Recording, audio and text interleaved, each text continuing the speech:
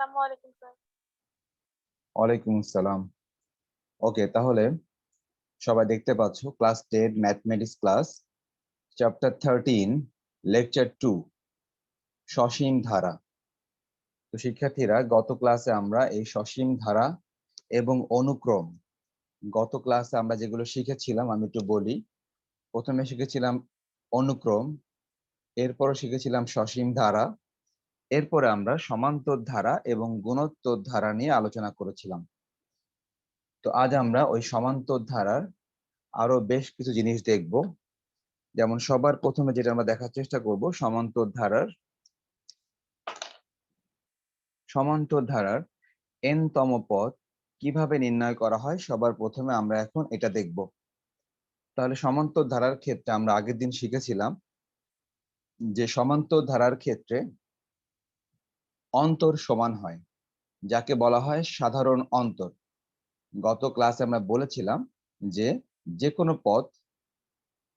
কোনো পদ থেকে তার পূর্বের পদ যদি বিয়োগ করা হয়, যে কোনো পদ থেকে যদি তার পূর্বের পদ বিয়োগ করা হয়, তাহলে যে বিয়োগফলটা আসে ওই বিয়োগফলকে বলা হয় সাধারণ অন্তর। তাহলে সমান্তর ধারার প্রথম পদ থাকে এবং সাধারণ অন্তর থাকে। মনে করো আমি ধরে নিলাম যে কোন একটি সমান্তর ধারা, প্রথম পদ, আমি এ ধরে নিলাম, এবং আমি ধরে নিলাম কোন একটি সমান্তর ধারার সাধারণ অন্তর আমি ডি ধরে নিলাম। তো প্রথম পদ এবং সাধারণ অন্তর এই বিষয়ে গত ক্লাসে আলোচনা হয়েছে।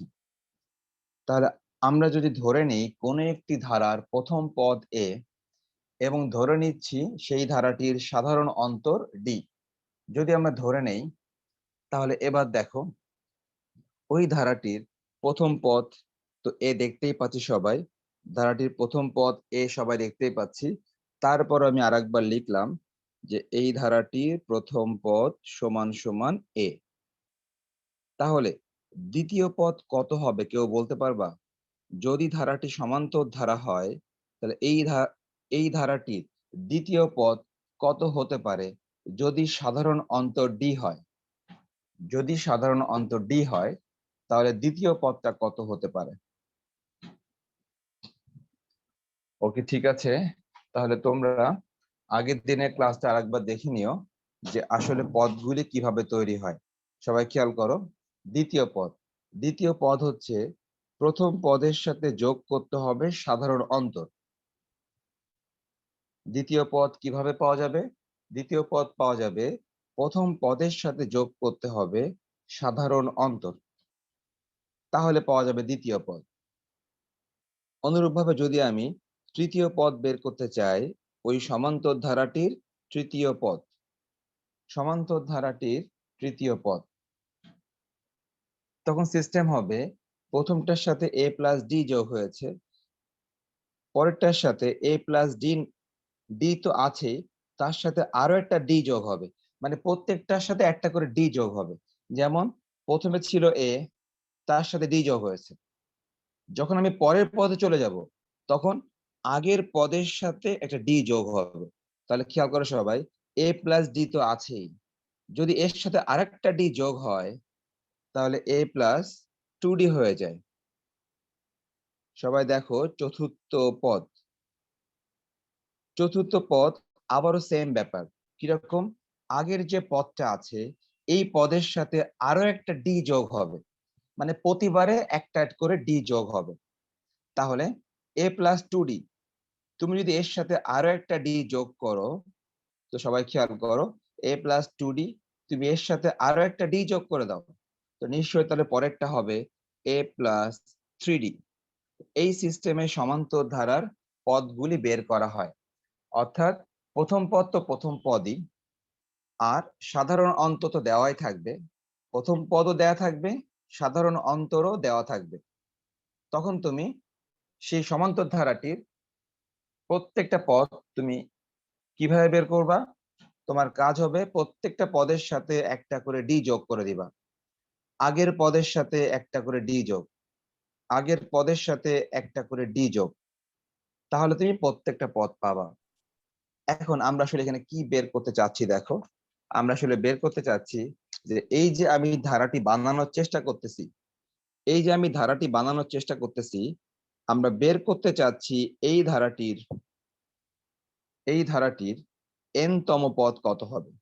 আমরা বের করতে চাচ্ছি এই ধারাটির n তম পদ কত হবে।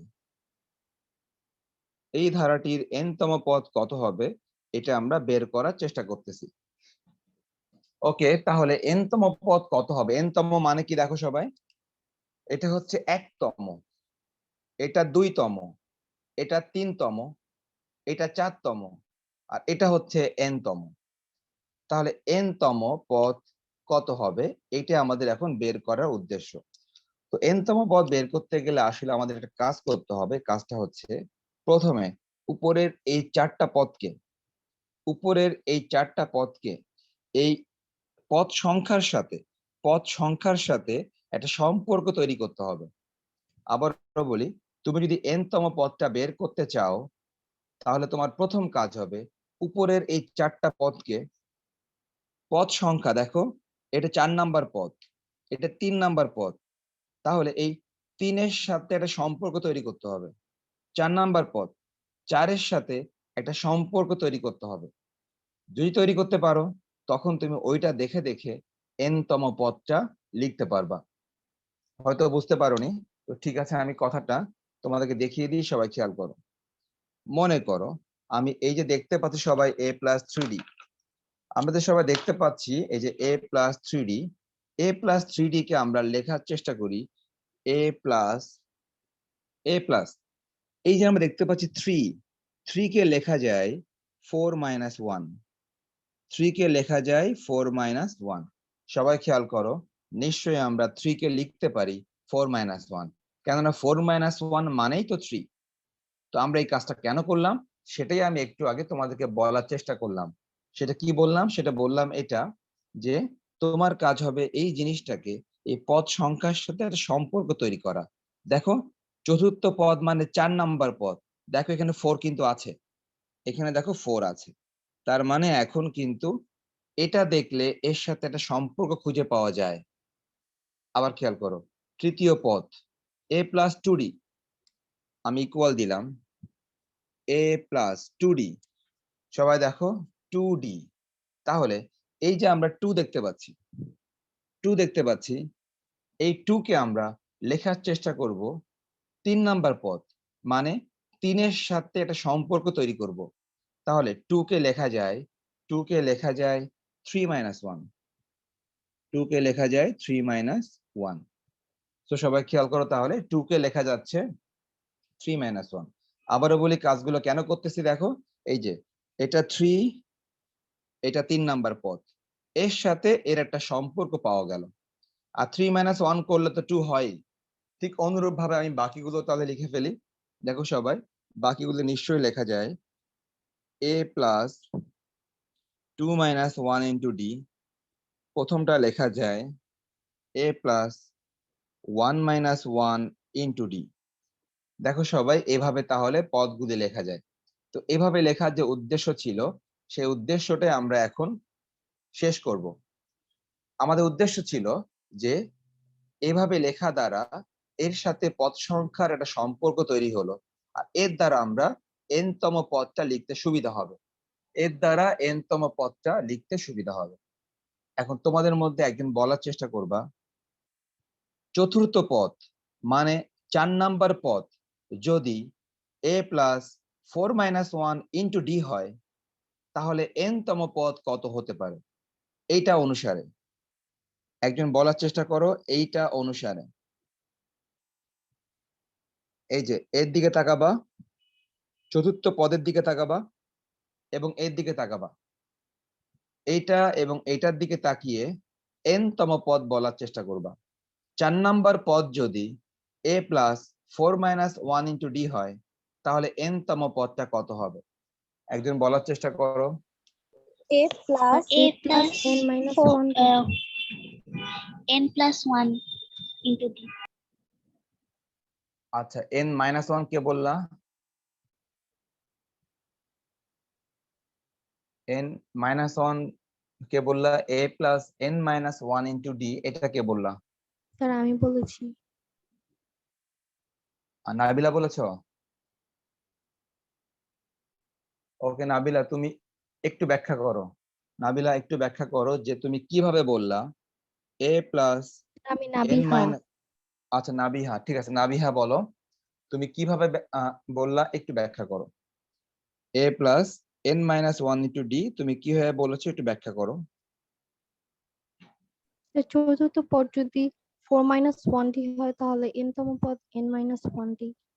ওকে ঠিক আছে, যাক তুমি বুঝতে পেরেছো। সবাই খেয়াল করো, ও যেটা বললো সেটা হচ্ছে যে চতুর্থ পদ যদি এখানে 4 - 1 হয়, তাহলে n তম পদ এখানে n-1 হবে, মানে এটার সাথে এটা মিল থাকতে হবে। সো দেখো, এই যে a প্লাস এই যে ডি, a প্লাস এই যে ডি, এগুলো সবই কিন্তু ঠিক আছে। মূল ব্যাপারটা খেয়াল করো, এই যে তৃতীয় পদ, 3 নম্বর পদ 3-1, 4 নম্বর পদ 4-1, অতএব n তম পদ এটা হবে n-1। তো আশা করি সবাই বুঝতে পেরেছো যে n তম পদ আমরা কিভাবে বের করলাম। তো আমি সর্বশেষ যেটা লিখলাম, এই যে n তম পদ, সমান্তর ধারার n তম পদ, এটাকে সাধারণ পদও বলা হয়। সর্বশেষ আমি যেটা লিখলাম সমান্তর ধারার n তম পদ, এটাকে সমান্তর ধারার সাধারণ পদও বলা হয়। সমান্তর ধারার n তম পদ বা সাধারণ পদ বলা হয়। তো এটা কিন্তু একটা সূত্র, এই সূত্রটা তোমাদেরকে সরাসরি মুখস্থ রাখতে হবে। এটা একটা সূত্র, এই সূত্র তোমাদেরকে সরাসরি মুখস্থ রাখতে হবে। সরাসরি মুখস্থ রাখতে হবে, সমান্তর ধারার n তম পদ a plus n-1 into D, যেখানে a কে বলা হচ্ছে প্রথম পদ, d কে বলা হচ্ছে সাধারণ অন্তর। তো আশা করি সবার মুখস্থ হয়ে গেছে অলরেডি। ওকে, আমরা এখন চলে যাচ্ছি আরো একটা সূত্রে। আমরা আজকে বেশ কিছু সূত্র দেখব, আর সূত্রগুলি দেখার পর এরপরে আমরা ম্যাথ করার চেষ্টা করব। তার কারণ প্রথমে তোমাদের সূত্রগুলি ভালো করে দেখতে হবে, তাহলে তোমরা ম্যাথ করতে পারবে। ওকে, তাহলে আমি এতক্ষণ আলোচনা করলাম সমান্তর ধারার সাধারণ পদ বা n তম পদ। এখন আমি আলোচনা করব সমান্তর ধারার n সংখ্যক পদের সমষ্টি। সবাই লিখে নিতে পারো, এখন আমি আলোচনা করতেছি সমান্তর ধারার n সংখ্যক পদের সমষ্টি। n সংখ্যক পদের সমষ্টি। ওকে, তাহলে সমান্তর ধারার n সংখ্যক পদের সমষ্টি, সবাই জানি সমষ্টি মানে যোগফল। সমষ্টি মানে যোগফল সবাই জানি। তাহলে আমাদেরকে এখন বের করতে হবে যে কোনো সমান্তর ধারার n সংখ্যক পদের যোগফল কত হবে, এর একটা সূত্র বের করতে হবে। তো ঠিক আছে, আমরা চাইলে সরাসরি সূত্র লিখে দিতে পারি। তো আমরা একটু দেখিয়ে দিই সূত্রটা, যে সূত্রটা কিভাবে এসছে। সবাই দেখার চেষ্টা করো যে সূত্রটা কিভাবে এসছে। আচ্ছা, প্রথম কথা, সমান্তর ধারার যোগফল কি আমি নাম দিচ্ছি এস এন। এস মানে সামেশন, হ্যাঁ, সামেশন মানে যোগফল। সবাইকে আবারও বলি যে আমরা সমান্তর ধারার সমষ্টি বের করার চেষ্টা করতেছি। সমষ্টি মানেই হচ্ছে যোগফল, আর যোগফলের ইংলিশ হচ্ছে সামেশন। ওইখান থেকে সামেশনকে লেখা হয় এস এন দিয়ে। তো এস এন কেন? এন সংখ্যক পদের যোগফল, তাই এস এন। সো আমরা এস এন দ্বারা আমরা বুঝাচ্ছি যে এন সংখ্যক পদের যোগফল। এস মানে সামেশন, আর সামেশন মানে যোগফল, আর যোগফল মানে সমষ্টি। অতএব অতএব এন সংখ্যক পদের সমষ্টিকে প্রকাশ করা হচ্ছে এস এন দিয়ে। ওকে, তাহলে সবাই দেখো এন সংখ্যক পদের সমষ্টি। তো আমরা যদি একটু দেখার চেষ্টা করি যে আমাদের পদগুলি কেমন ছিল, সবাই খেয়াল করো। এই দেখো, আমাদের প্রথম পদটা ছিল এ, দ্বিতীয় পদটা ছিল এ প্লাস ডি, তৃতীয় পদ ছিল এ প্লাস 2d, চতুর্থ পদ ছিল এ প্লাস 3d। আমরা কাজ করি, আমরা এই পদগুলি এখন যোগ করে ফেলি। তার কারণ তারা কিন্তু এখন কি জানতে চাচ্ছে? তারা জানতে চাচ্ছে ধারার যোগফল। সো এই ধারার পদগুলা যোগ করতে হবে। তো ঠিক আছে, আমরা তাহলে ওই পদগুলি যোগ করে ফেলি। উপরে যে পদগুলি আমরা দেখতে পাচ্ছি এগুলো সবাই যোগ করে ফেলি। কিরকম দেখো, প্রথম পদ এ যোগ দ্বিতীয় পদ a প্লাস ডি, দ্বিতীয় পদকে আলাদা করার জন্য ব্র্যাকেট দিয়ে দিলাম, প্লাস তৃতীয় পদ a প্লাস টু ডি, এটাকে আলাদা করার জন্য ব্র্যাকেট দিয়ে দিলাম। ব্যাস, এরপরে আমরা আর লিখলাম না, এরপরে আমরা আর লিখলাম না, না লিখে ডট ডট দিয়ে দিলাম। ডট ডট, ডট ডট মানে এর মধ্যে আরো পদ আছে, ডট ডট মানে এর মধ্যে আরো পদ আছে যা আমরা লিখি নাই। ওকে, এখন আমরা চলে যাই একদম লাস্টের দিকে, যে এই ধারাটির লাস্টের দিকে চলে যায়। ওকে, তাহলে প্রথম দিকে আমি যতগুলো পদ লিখেছি, লাস্টের দিকেও আমরা ঠিক ততগুলি পদ লেখার চেষ্টা করি। প্রথম দিকে দেখো আমরা পদ লিখলাম 3টা, মাঝখানে দিলাম ডট ডট, মানে আরো অনেক পদ আছে এর মধ্যে। এখন আমরা চলে যাচ্ছি একদম লাস্টে, লাস্টে যেও আমরা 3টা পদ লেখার চেষ্টা করি, জাস্ট মেলানোর জন্য। মেলানোর জন্য প্রথম দিকে লিখলাম 3টা, লাস্টের দিকে লিখবো আরো 3টা, কিন্তু মাঝে কিন্তু আরো অনেক পদ আছে যা আমরা লিখতেছি না। তো ঠিক আছে, আমরা কাজ করি, লাস্টের পদগুলো লেখার নিয়মটা সবাই খেয়াল করো। তুমি লাস্টের পদের নাম কি দিবা সেটা তোমার ইচ্ছা, শেষ পদের নাম কি দিবা সেটা সম্পূর্ণ তোমার ইচ্ছা। তাহলে শেষ পদের নাম কি দিব সেটা সম্পূর্ণ যেহেতু আমাদের ইচ্ছা, আমরা মনে করলাম যে সর্বশেষ পদের নাম দিলাম পি। সবাই দেখো, সর্বশেষ পদের নাম দিলাম পি, অর্থাৎ আমি ধরে নিলাম শেষ পদ পি। এখন যেহেতু এটা সমান্তর ধারা, তাহলে শেষ পদের আগের পদ কি হবে? শেষ পদের আগের পদ হবে ওই পি থেকে ডি মাইনাস, মানে আমি কিন্তু এবার শেষের দিক থেকে প্রথম দিকে আগাচ্ছি। দেখো, প্রথম দিক থেকে সামনে আগানো মানে ধীরে ধীরে ধীরে যোগ করা। প্রথমটা এ, পরেরটা এ প্লাস ডি, পরেরটা এ প্লাস টু ডি। তার মানে প্রথম দিক থেকে সামনের দিকে আগানো মানে ধীরে ধীরে যোগ করা। আর যদি আমি শেষের দিক থেকে পেছনের দিকে ব্যাক করি, যদি আমি শেষের দিক থেকে পেছনের দিকে ব্যাক করি, তখন এর মানে হচ্ছে যে ধীরে ধীরে বিয়োগ করা। যদি শেষ পদ পি আমি ধরে নেই আর কি, আমি কিন্তু ধরে নিচ্ছি শেষ পদ পি, তুমি অন্য যে কোনো নাম দিতে পারবা, অন্য যে কোনো নাম দিতে পারবা, আমি ধরলাম শেষ পদ পি। তাহলে তার আগেরটা হবে পি থেকে ডি বিয়োগ, তার আগেরটা হবে পি থেকে টু ডি বিয়োগ। তোমরা একটা ব্যাপার এখানে খেয়াল করলা যে এই সমান্তর ধারার পদগুলো লেখার নিয়ম, তুমি যখন প্রথম দিক থেকে আগাবা তখন ধীরে ধীরে একটা করে ডি যোগ করতে থাকবা, আর যখন তুমি শেষের দিক থেকে পেছনের দিকে আগাবা তখন একটা করে ডি বিয়োগ করতে থাকবা। ওকে, সমান্তর ধারা লেখার এটাই নিয়ম। তো ঠিক আছে, আমরা একটা আদর্শ সমান্তর ধারা লিখলাম। আমরা এখন যেটা লিখলাম এটাকে আমরা বলতে পারি একটা আদর্শ সমান্তর ধারা, যেখানে প্রথম দিক থেকেও পদ আছে, মাঝখানে ডট ডট আছে মানে অনেক পদ আছে, আবার শেষের দিক থেকেও পদ আছে। ওকে, একটা আদর্শ সমান্তর ধারা লিখলাম।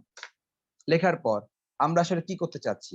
আমরা কিন্তু বের করতে চাচ্ছি যে কোনো সমান্তর ধারার যোগফল কত হবে। আমরা বের করতে চাচ্ছি যে কোনো সমান্তর ধারার যোগফল কত হবে।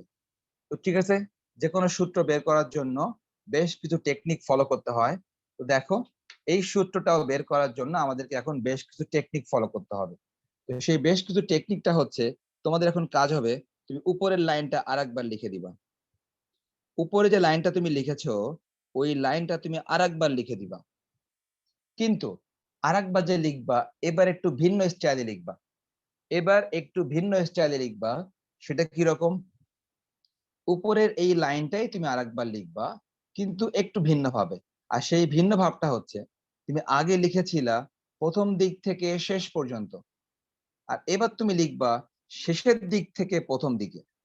তার মানে তুমি আগে লিখেছো বাম দিক থেকে ডান দিকে, আর এখন তুমি লেখা শুরু করবা ডান দিক থেকে বাম দিকে।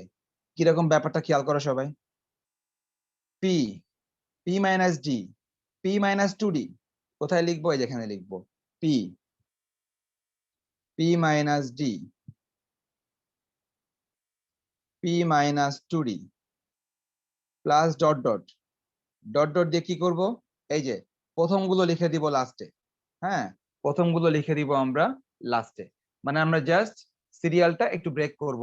অর্থাৎ এদিকে লিখেছি বাম দিক থেকে ডান দিকে, এদিকে লিখবো ডান দিক থেকে বাম দিকে। তো সেই অনুসারে চিন্তা করলে, সেই চিন্তা করলে এ প্লাস টু ডি চলে আসবে এখানে, এখানে চলে আসবে এ প্লাস ডি,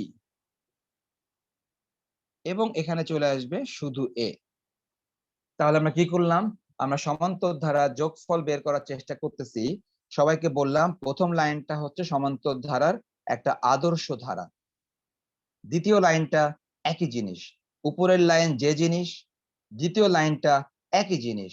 শুধুমাত্র আমরা কি করেছি, এখানে যে লাইনটা ছিল এই লাইনটা একটু পেছন দিক থেকে শুরু করে প্রথম দিকে এসছি, পরেরটা। দুইটা কিন্তু একই জিনিস ছিল। একটা বিশেষ কারণে আমরা কাজটা করলাম, যেহেতু তোমরা জানো আমরা কিন্তু একটা সূত্র প্রমাণ করতে যাচ্ছি, সমান্তর ধারা যোগফলের সূত্র প্রমাণ করতে যাচ্ছি।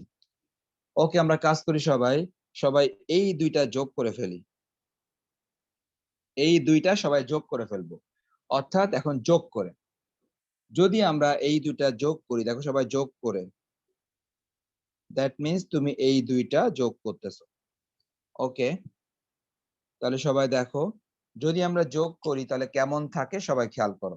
দেখো এসএন যোগ এসএন, এসএন যোগ এসএন নিশ্চয়ই 2SN হবে। এসএন যোগ এসএন নিশ্চয়ই 2SN হবে। নেক্সট সবাই দেখো এ প্লাস পি, আমরা যোগ করতেছি এ প্লাস পি। সবাই খেয়াল করো এ প্লাস ডি এর সাথে পি মাইনাস ডি, যদি আমি এ প্লাস ডি এর সাথে পি মাইনাস ডি যোগ করে দিই তোমরা নিশ্চয়ই বুঝতে পারবা যে মাইনাস ডি এর সাথে প্লাস ডি কেটে যাবে।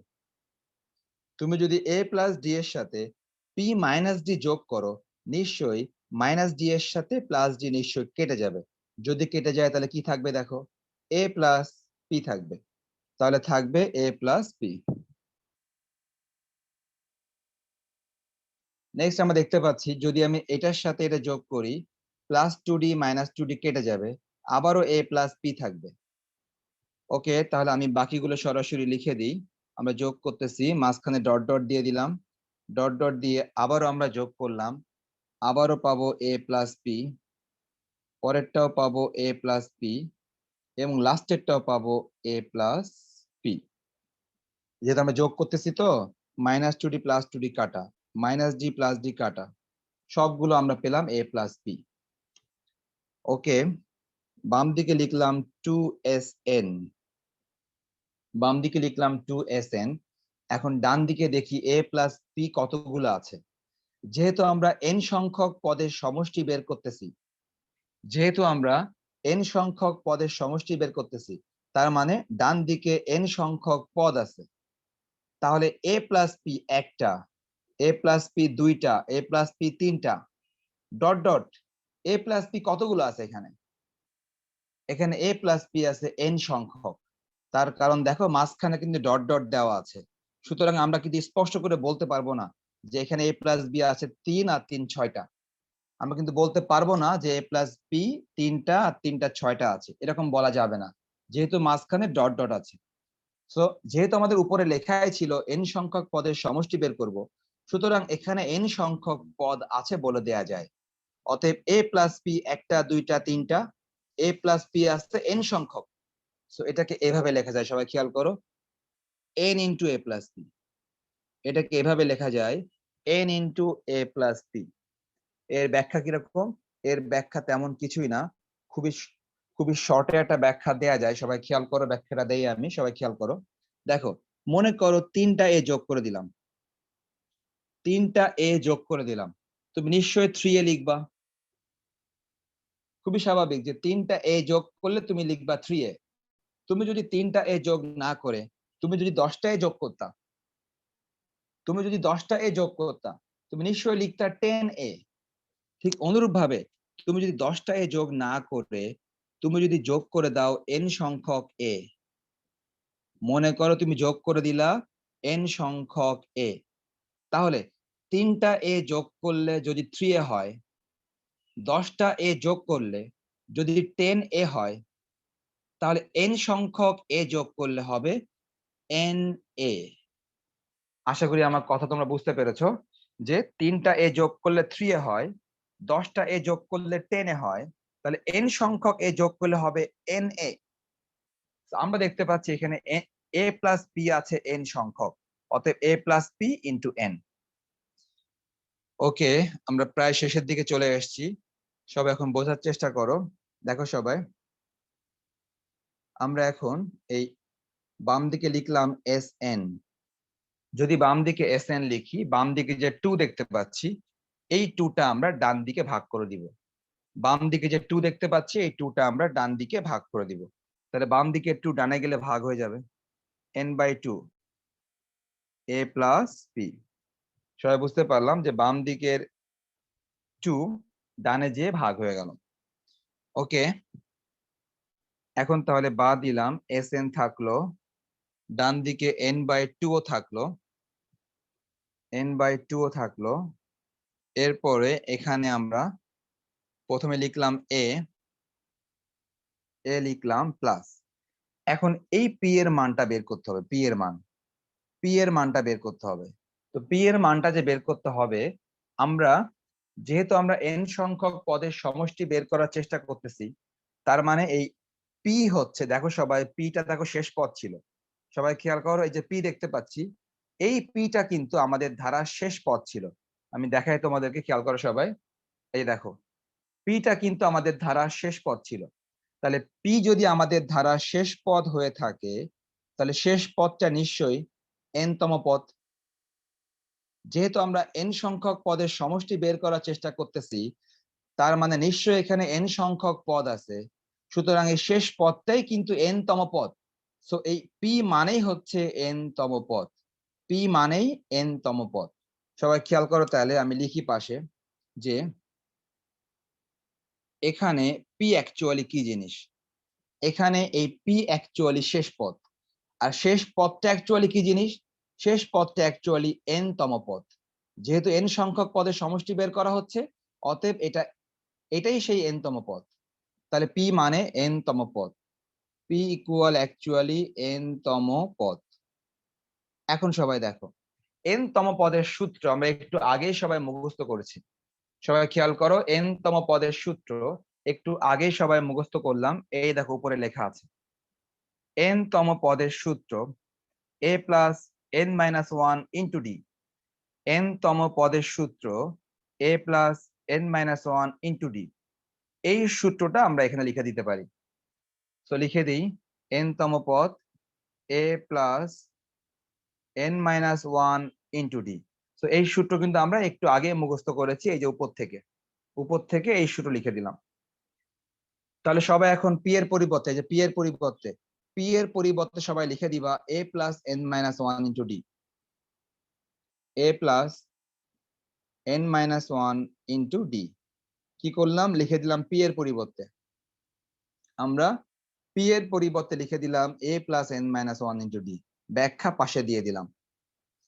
এখন শুধু যোগ বিয়োগ করাটা বাকি আছে আমাদের, যোগ বিয়োগ করলে আমাদের প্রমাণটা হয়ে যাবে। তো যারা প্রমাণটা দেখে একটু হতাশায় ভুগতেছো, তাদের জন্য বলি যে এই সমস্ত প্রমাণগুলো কিন্তু পরীক্ষায় আসবে না, সুতরাং হতাশার কিছুই নাই। এই প্রমাণটা করার দ্বারা যে সূত্র পাবো, ওই সূত্র সরাসরি মুখস্থ করলে আমাদের কাজ চলে যাবে। সুতরাং হতাশ হওয়ার কিছুই নাই।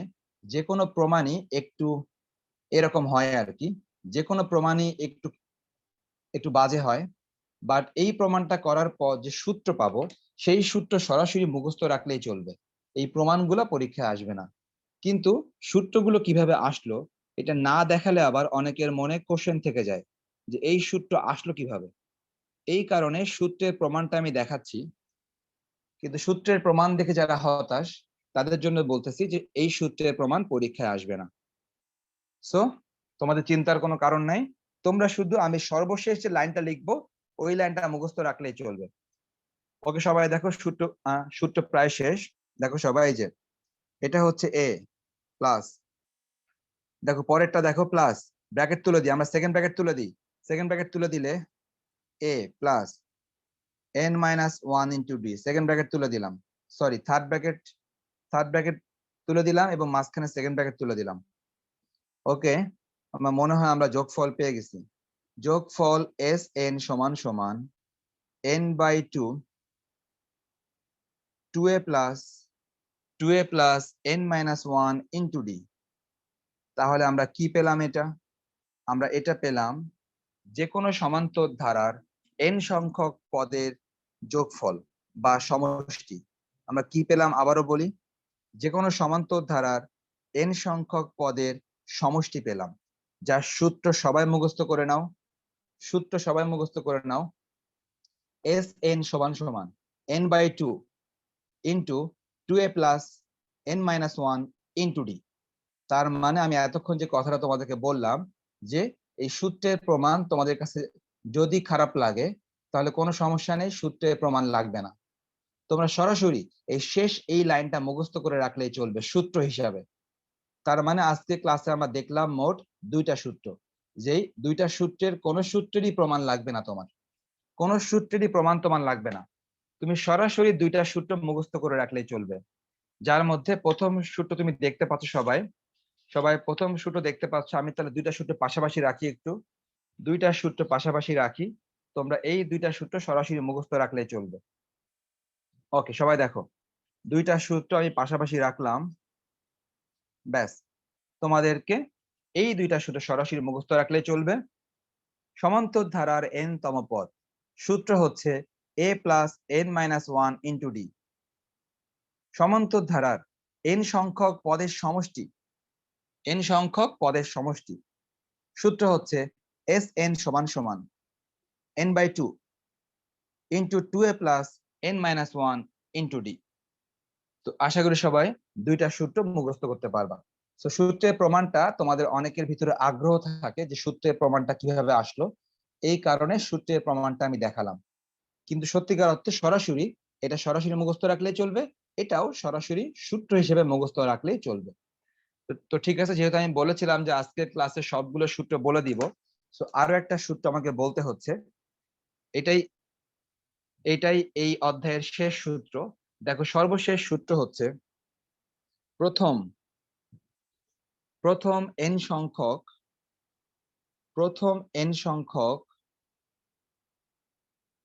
স্বাভাবিক সংখ্যার প্রথম n সংখ্যক স্বাভাবিক সংখ্যার সমষ্টি নির্ণয়। সর্বশেষ সূত্র হচ্ছে প্রথম n সংখ্যক স্বাভাবিক সংখ্যার সমষ্টি। তাহলে এইটার সাথে আগেরটার পার্থক্য কি? আগেরটা ছিল n সংখ্যক পদের সমষ্টি, কিন্তু সেই n সংখ্যক পদ যে স্বাভাবিক সংখ্যা হবে তা কিন্তু না। এখানে ছিল n সংখ্যক পদের সমষ্টি, মানে যে কোনো রকম পদ থাকতে পারে, যে কোনো সমান্তর ধারার n সংখ্যক পদের সমষ্টি যে কোনো রকম পদ থাকতে পারে। কিন্তু এই পরেরটার বৈশিষ্ট্য হচ্ছে যে পরেরটা কিন্তু যে কোনো রকম সংখ্যা থাকতে পারবে না, থাকতে হবে প্রথম n সংখ্যক স্বাভাবিক সংখ্যা। তো স্বাভাবিক সংখ্যা কাদেরকে বলা হয় আমার মনে হয় তোমরা জানো। মনে করো আমি যোগফল লিখে দিলাম Sn। স্বাভাবিক সংখ্যা কারা কারা? স্বাভাবিক সংখ্যা নিশ্চয় 1 দিয়ে শুরু হয়। স্বাভাবিক সংখ্যা শুরু হয় 1 দিয়ে, 1 এর পরে 2, 2 এর পরে 3, 3 এর পরে 4 plus dot dot dot dot দিয়ে তুমি এক পর্যায়ে কি লিখতে পারো? এক পর্যায়ে তুমি লিখতে পারো n। তুমি n লিখতে পারো। তাহলে n এর আগেরটা কি হবে? n এর আগেরটা হবে n-1, তার আগেরটা কি হবে? n-2। দেখো সবাই, আমি এই উপরেরটা ব্যাখ্যা করলাম যে আমাদের একটু আগে যেটা পড়েছিলাম সেটা কিন্তু স্বাভাবিক সংখ্যা ছিল না, সেটা ছিল যে কোনো রকম পদ। আর এখন পড়তেছি যে স্বাভাবিক সংখ্যার যোগফল প্রথম n সংখ্যক। প্রথম মানে কি? একদম প্রথম থেকে শুরু হবে, মানে 1 থেকে শুরু হতে হবে। যদি 1 যদি না থাকে তাহলে কিন্তু হবে না, 1 না থাকলে হবে না। আবার মনে করো মাঝখানে একটা গ্যাপ দিয়ে দিলা, 1 আছে 3 আছে 2 নাই, তাও কিন্তু হবে না।